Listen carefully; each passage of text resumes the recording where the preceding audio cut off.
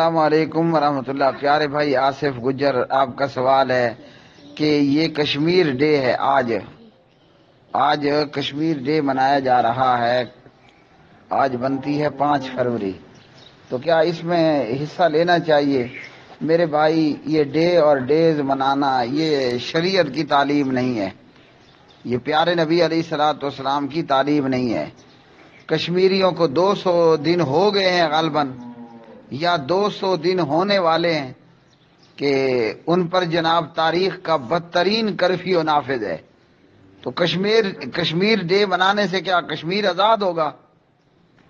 تو یہ جاہل لوگوں کے یہ کام ہے اس طرح کے ڈے منانا۔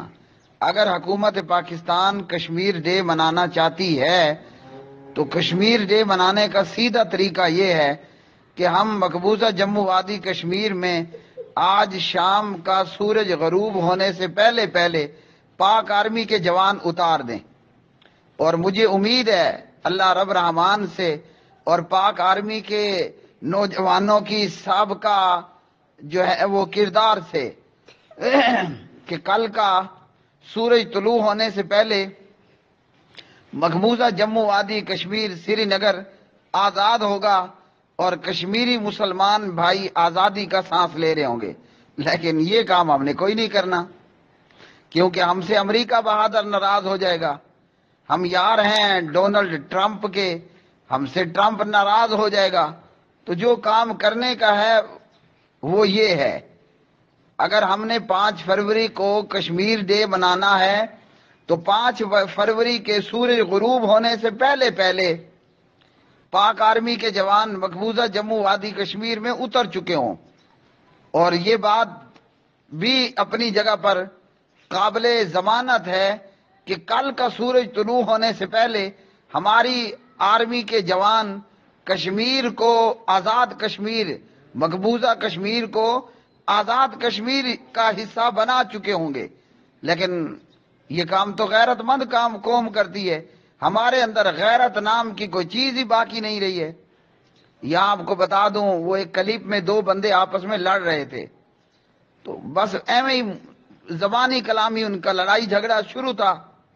تیسرا آیا اور اس نے کہا استاد جی نے یہ 2 پڑیاں دی ہیں، ایک تو کھا لے تو ایک تو کھا لے۔ انہوں نے پوچھا یہ کیا ہے؟ انہوں نے کہا غیرت کی پڑیاں ہیں، غیرت۔ تو میرے بھائی ہماری غیرت ایمانی مر چکی ہے، ہمارے کشمیر ڈے منانے سے کشمیریوں کو ٹکے کا بھی فائدہ نہیں ہوگا۔ تو چاہے وہ کشمیر ڈے ہو یا ایونٹ ہو، اس سے کشمیریوں کو کوئی فائدہ نہیں ہونے والا۔ اگر ہمارے اندر ایمان کی غیرت موجود ہے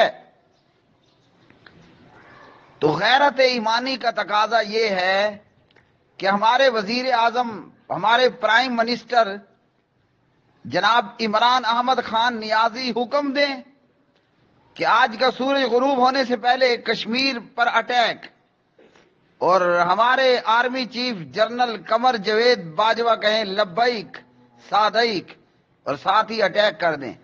لیکن یہ اب خیالی پلاؤ ہی لگتا ہے۔ ناچنے گانے والی اس قوم سے اس طرح کی باتیں اور اس طرح کی توقعات وہ سوائے خیالی پلاؤ کے تو اور کچھ ہے ہی نہیں، کیونکہ ہمارے اندر ایمان کی غیرت کا کبھی کا جنازہ نکل چکا۔